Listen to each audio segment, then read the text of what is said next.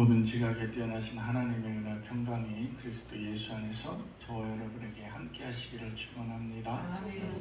오늘 말씀 제목은 선한 발걸음이라는 제목으로 데살로니가 후서 3장 13절로 15절 말씀 은혜 나누도록 하겠습니다. 한 회사에 사장님이 퇴근 시간에 이제 차를 몰고 가다가 회사 앞에서 어느 여직원이 버스 기다리는 거를 보고 야타 이렇게 하셨어요.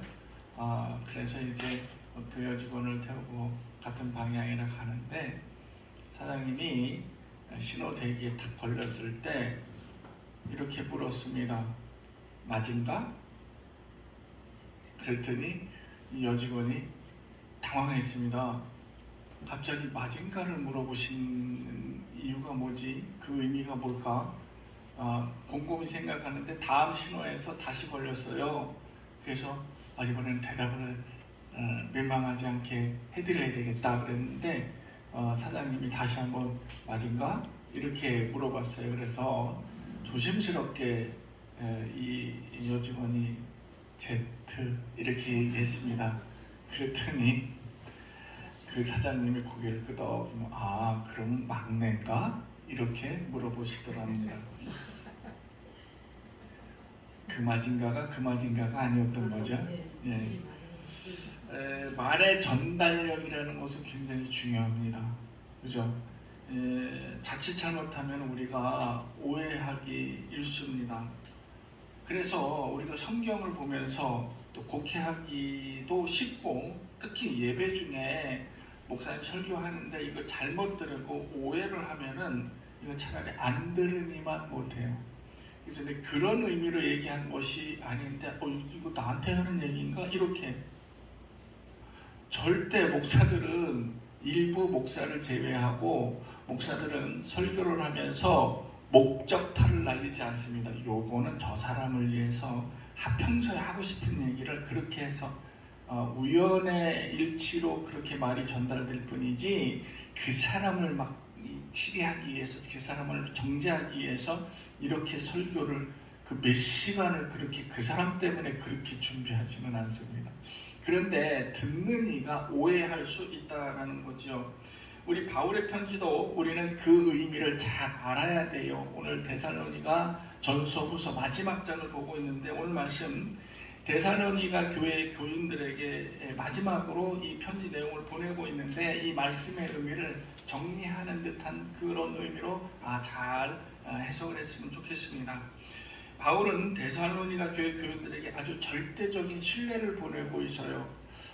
약간 일부 문제가 있기는 하지만 그럼에도 불구하고 너희들의 믿음 상태를 봤을 때 참 이쁘게 신앙생활 잘하고 있어, 참 잘해, 칭찬해, 이렇게 서신을 보내는 것을 볼 수가 있습니다.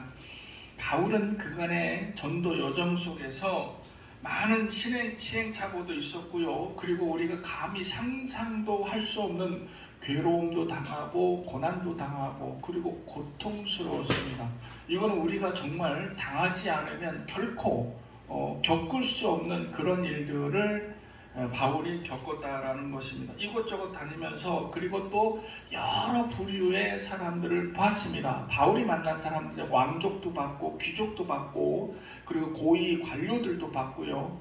그리고 깡패 같은 사람들한테 매도 맞아봤고요. 평민들도 봤고 여러 부류, 다양한 부류의 많은 사람들을 접촉하면서 그러면서 이 이방인의 모습도 봤고 유대인의 모습도 봤고 그리고 본인이 전도해서 신앙을 처음 갖게 된 기독교인의 모습도 보게 되었습니다. 바울은 그런 경험들을 토대로 데살로니가 교회 교인들에게 보낸 서신이 바로 이 서신의 내용이었습니다. 그러면서 이 데살로니가 교회 교인들에게 아주 지극한 신뢰를 보내고 있음을 우리가 깨달을 수 있습니다. 그래서 바울이 부탁하기를 데살로니가 교회 교인들이 더욱 신앙이 굳건해졌으면 좋겠고 시험 들지 않았으면 좋겠고 오직 예수님만을 생각했으면 좋겠고 이런 바람을 적어서 편지를 보냈습니다. 그래서 교회에 조그만 바람이 불어도 흔들리지 않는 믿음을 가졌으면 좋겠다라는 간절한 소망을 담아서 편지를 보내요. 그러면서 오늘 마지막 이 장을 보내면서 몇 가지 요청가 올라서 당부의 말씀을 보낸 것을 볼 수가 있습니다. 첫 번째로 바울은 이 데살로니가 교회 교인들에게 어떤 요청을 했냐면 기도의 요청을 했습니다. 그런데 이 기도 요청을 한 거는 바울이 그냥 데살로니가 교회 교인들에게 기도 요청을 했구나. 그런데요, 이 데살로니가 교회 교인들의 모습 면면을 살펴보면 이 데살로니가 교회 교인들은 믿은 지 얼마 안 됐어요. 그 이름에 잉크가 채 마르지 않는 그런 믿음의 기간이었습니다. 바울의 입장에서 보면 이제 막 믿기 시작한 초신자의 입장이었고, 바울의 입장에서 보면 우리 교회 용어로 보면 주일학교 어린아이들하고 똑같은 믿음을 가지고 있다라는 것입니다. 일장일단이 있습니다. 주일학교 어린아이들은 말씀을 전하면 전하는 대로 스펀지처럼 쭉쭉 흡입을 합니다. 다 빨아들입니다. 또 어린아이이기 때문에 흔들릴 수 있습니다.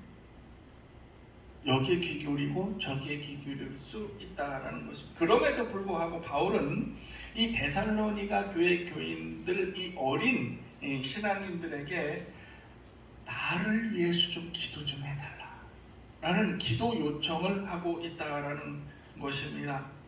이 기도는 남녀노소를 불구합니다. 막론합니다. 그리고 신앙의 연종, 그리고 이 직위, 교회 안에서의 직책, 이것을 막론하고 누구나 할 수 있는 것, 그리고 누구나 동참할 수 있고 누구나 함께 할 수 있는 것이 바로 기도입니다. 그래서 우리는 기도에는 격이 없습니다. 어떤 이들은 이렇게, 목사님 어떻게 하면 기도를 잘할 수 있지요? 저는 이렇게 대답합니다. 당신 지금 잘하고 있습니다. 어떻게 하면 그렇게 오늘 한 권사님 기도처럼 청산유수처럼 교회를 위해서, 나라를 위해서, 사회를 위해서, 모든 이들을 위해서 줄줄줄줄 이렇게 나올 수 있지요? 한 권사님 밤새 썼어요 그거. 지금 당장 한 거 아닙니다. 그래요 안 그래요? 고민하면서 썼으니. 여러분, 기도는요 어떻게 하면 잘할 수 있지요라가 아니라 기도는 그냥 하나님과 나와의 소통입니다. 그럼 저에게 물어본 것은, 목사님 어떻게 하면 하나님과 나와 대화를 잘할 수 있지요? 라고 물어본 거거든요. 여러분, 하나님과 내가 대화를 아주 잘할 수 있는 방법이 뭐죠? 그냥 속 터놓고 얘기하면 됩니다. 속 터놓고 얘기하고요. 그게 잘 안 먹히잖아요? 그러면 대표적인 기도를 하면 됩니다. 그게 뭐예요? 주기도문. 이 기도 누가 가르쳐 주셨어요? 예수님이 너희는 이렇게 기도하라. 그 토대 위에서 기도하는 것입니다. 할 수 없으면 주기도문으로 기도 대신하세요. 이건 주님이 가르쳐 주신 기도입니다. 바울이 어떻게 이렇게 생각할 수 있어요? 이렇게 초신자들한테 기도 요청을 어떻게, 주일학교 어린아이들한테 나 기도 좀 해줘 라고 부탁을 할 수 있지? 이렇게 생각해 볼 수 있습니다. 그런데요, 충분히 그럴 수 있습니다. 왜 그런지 아세요? 왜냐하면 예수님도 기도하셨기 때문에.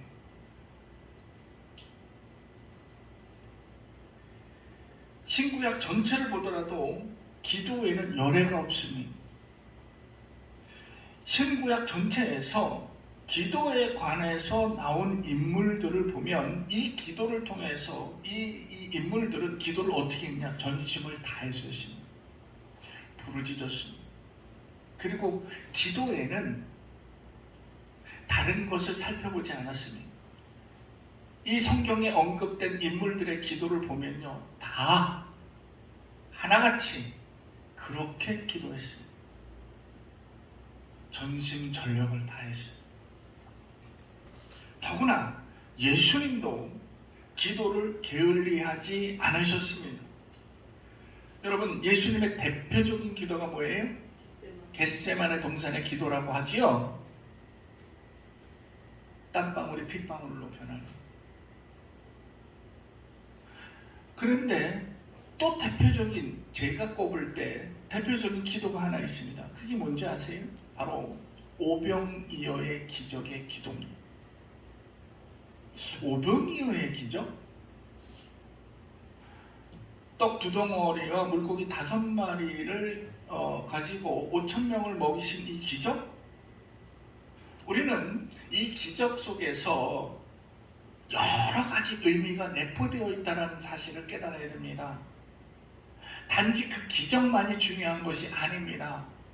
이 기적을 베풀기 위해서 예수님은 그 많은 무리들을 안타깝게 여기셨고, 이들을 어떻게 할 거라고 고민하셨고, 더 나아가서는 내가 이 헐벗고 굶주린 이 백성들을 위해서 무엇을 해야 되나, 이 애처로운 이들을 위해서 내가 무엇을 해야 할까라고 고민하신 그 결과가 오병이어의 기적이었습니다.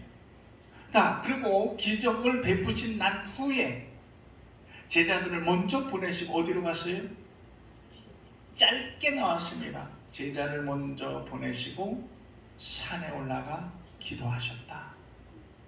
예수님은요, 가슴이 아프신 거였어요. 내가 오병이어의 기적을 베풀었으니, 자, 여러분 이제 내 능력을 보셨죠? 내 이런 사람이요 라고 하는 것이 아니라 이들을 바라보면서 기적 후에 산에 올라가서 가슴을 치며 기도하신 거예요. 이들을 어찌하면 좋겠습니까? 그러면서 그 결론에 점점 도달하는 것이 뭐예요? 내가 죽어야 되겠다. 나는 결론에 점점 도달하게 되는 것입니다. 우리는 오병이어의 기적을 보면서 단지 그것만 하나 탁 드러내가지고 예수님이 놀라운 능력의 사람이었어, 예수님이 그렇게 놀라운 능력을 베풀었어 라는 데서 국한되는 것이 아니라는 것을 반드시 기억하시기 바랍니다. 예수님도 기도는 게을리하지 않으셨습니다.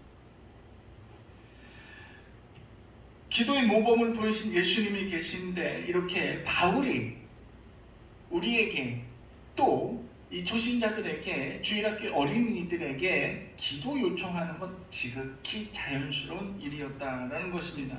바울은 마지막 당부로서 그 당시 데살로니가 교회에 만연해 있던 문제, 그리고 아울러서 실제 신앙의 보탬이 될 수 있는 실제적인 신앙적 내용을 이 서신에 담았습니다. 그런데 이것은 신앙적인 것뿐만이 아니라 우리가 믿음을 떠나서라도 실제 생활에서 적용이 되어야만 하는 그런 보편적인 이야기를 전해줬다라는 것입니다. 그 내용이 뭐냐면은 게으른 자에 대한 책망이었습니다. 오늘 3장 내용을 보면은 이 게으른 자에 대해서 아주 심하게 질책을 하고 있습니다. 그런데 우리는 이렇게 얘기할 수 있습니다. 게으른 자? 자기가 자기 변명을 하면 나는 천성이 게으르게 태어났어 라고 얘기할 수 있고요. 그런 얘기를 들을 수 있습니다. 왜냐하면 저 역시도 게으르게 태어났거든요. 저는 평생을 저녁형 인간으로 살았던 사람입니다. 먹히하기 전에는.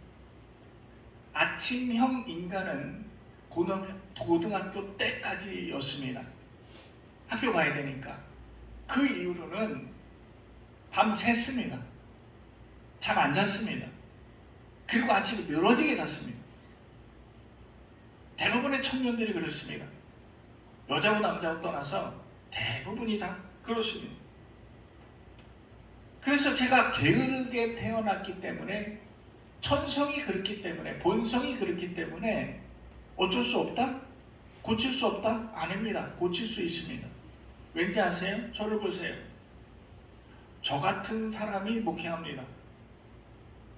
평생을 저녁형 인간, 올빼미형,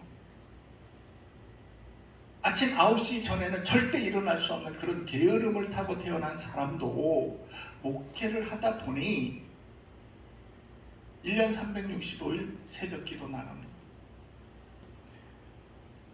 이건 뭐예요? 책임감.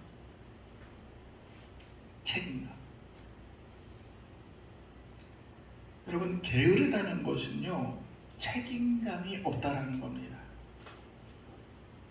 우리 명언 있죠? 오늘 일을 내일로 미루지 말라. 이거를 단순히 얘기하면 뭐예요? 게으르지 마라. 꾀부리고 게으름 부려서 내 인생에 도움될 거 하나도 없다.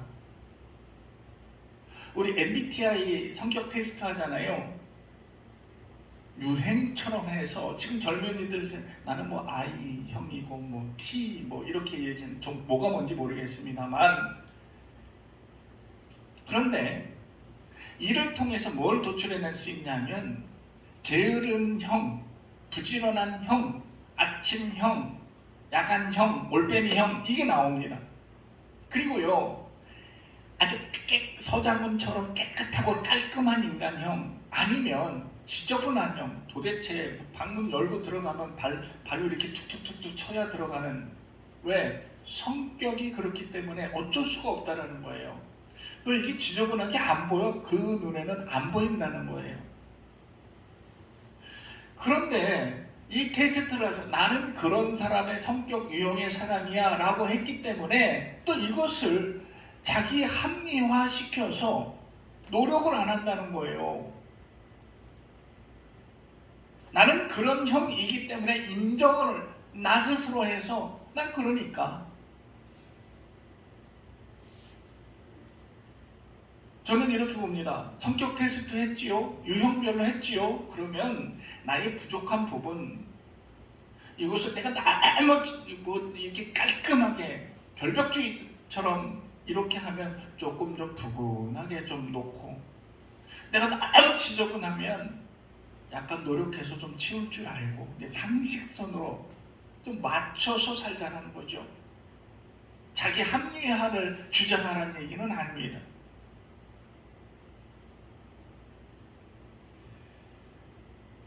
바울은 이렇게 게으른 자에 대해서 이야기하고 있습니다. 오늘 성경 말씀에 보면은 이 책임감에 대해서도 얘기하는데, 민폐, 이건 민폐가 될 수 있거든요. 바울은 전도 여행을 다니면서 나는 합당한 보수를 받을 수도 있고 나는 합당한 대접을 받을 수도 있지만 나는 돈 내고 밥 먹었고 내가 생활비 벌었고, 왜? 여러분들에게 폐를 끼치지 않기 위해서 그렇게 했다라고 주장하고 있습니다. 이건 뭐요? 책임감입니다.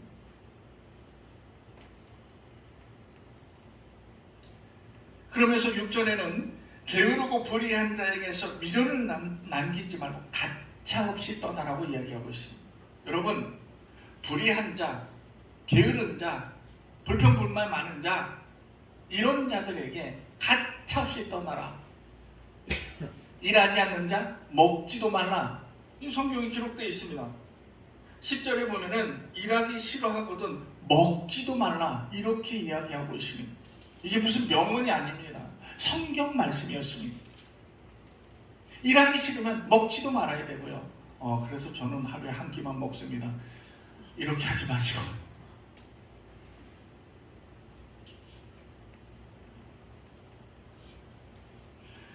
오늘 바울은 이 편지에서 핵심을 이야기하고 있습니다. 그것은 바로 13절의 이야기, 성경 말씀인데 우리 다 같이 13절을 한번 읽어보도록 하겠습니다.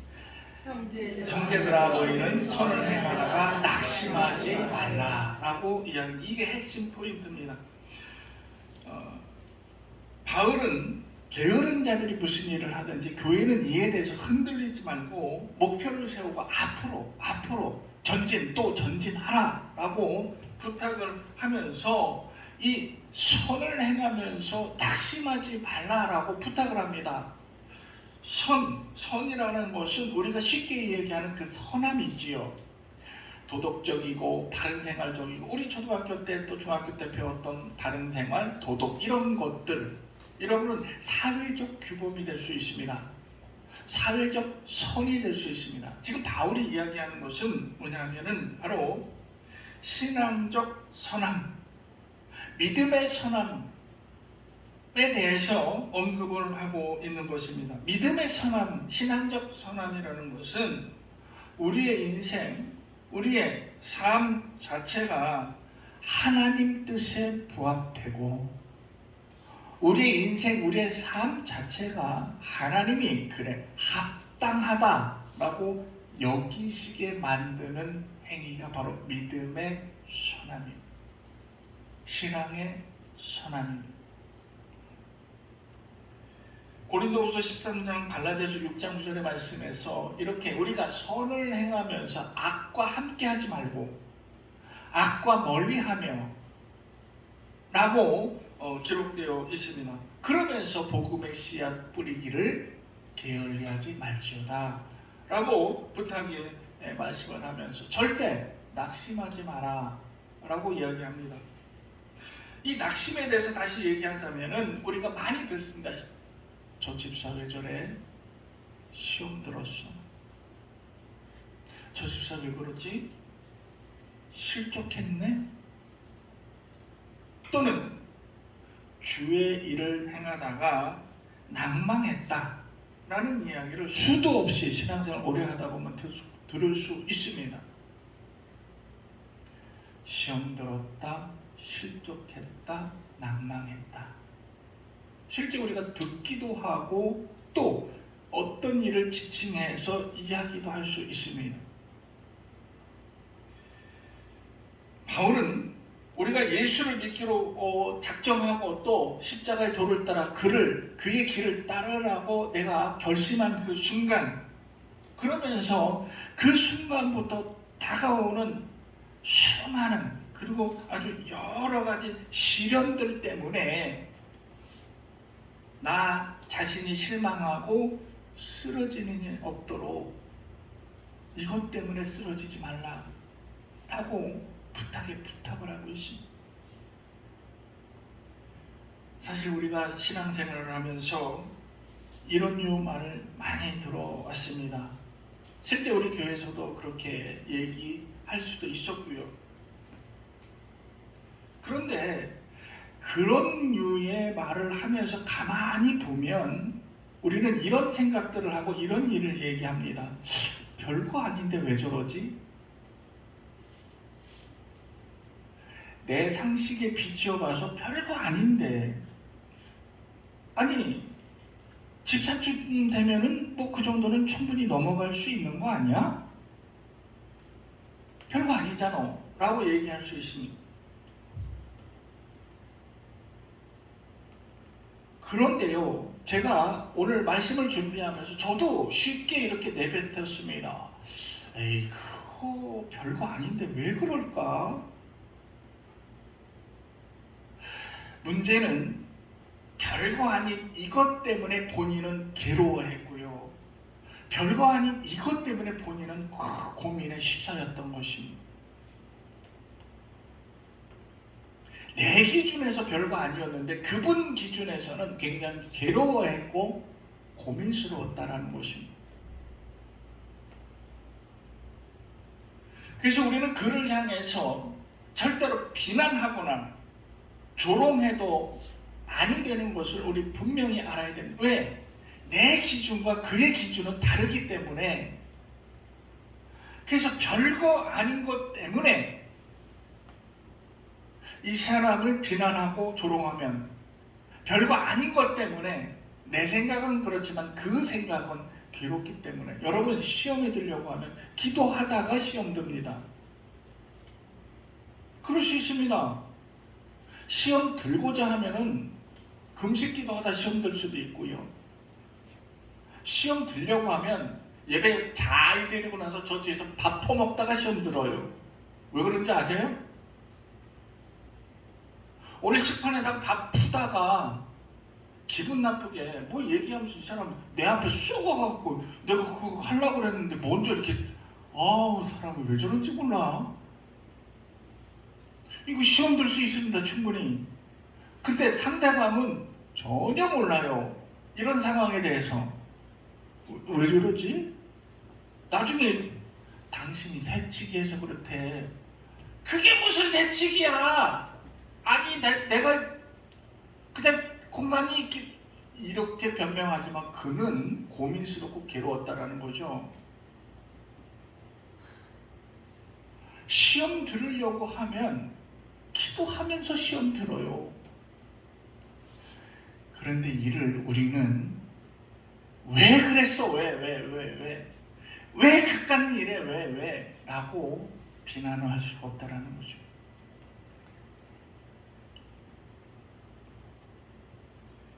내 믿음의 잣대 신앙으로 절대 남의 믿음과 신앙을 견주어서 비판하지 말 것을 우리는 바울의 입을 통해서 당부를 받았습니다. 이런 거 갖고 상처받을 수 있나? 네, 받을 수 있습니다. 저도 말씀을 준비하면서 너무 쉽게 넘어갔던 부분에 대해서 깊게 고민해 봤습니다. 제가 잘못했죠. 말씀을 전하면서 목사가 그랬는데 잘못이 없더라고 이렇게 할 수는 없잖아요. 그죠? 제가 잘못한 거예요.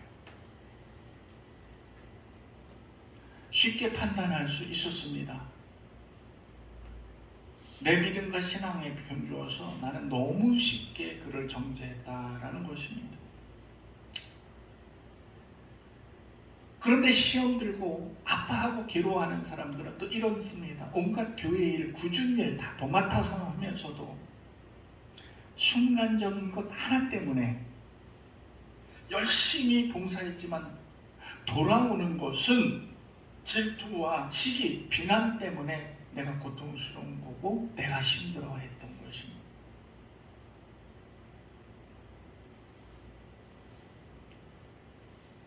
다시는 내가 교회 나가고 싶지 않은 거예요. 다시는 집사 권사들 얼굴 보고 싶지 않은 거예요. 왜 그래? 교회 나와. 예배 같이 드려야지 해도 그 마음의 앙금, 그 마음의 상처가 봉합되지 않는 한 이 교회 문을 열고 들어올 수가 없는 거였습니다. 그 강제로 끌어들인다고 해서 올 수 있는 게 아니었습니다.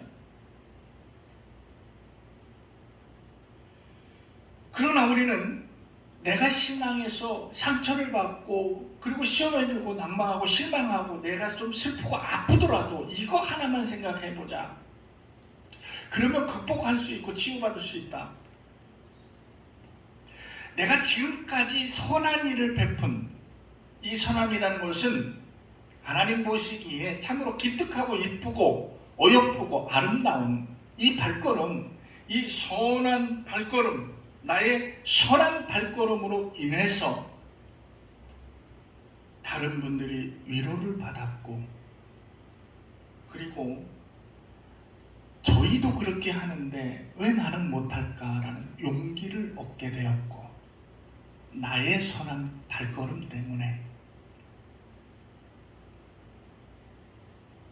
이 발걸음은 오직 하나님을 향한 발걸음이었다는 것만 기억해 주십시오.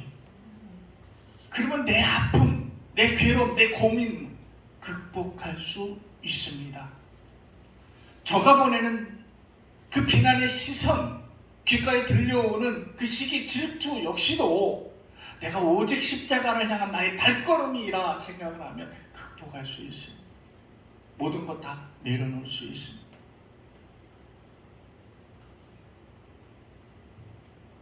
우리는 이런 선함의 발걸음에 여러 가지 방해 요소들이 있습니다. 그런데 우리는 여기서 그치는 것이 아니라 바울의 말처럼 선을 행하다 낭만치 말 것을 우린 과감히 떨쳐버리고 과감히 이겨낼 수 있는 그런 믿음과 신앙으로 우리 함께 힘을 모아서 십자가의 길을 향하여 함께 걸어가는 저와 여러분이 되시기를 주님의 이름으로 축원합니다. 아멘. 기도하겠습니다.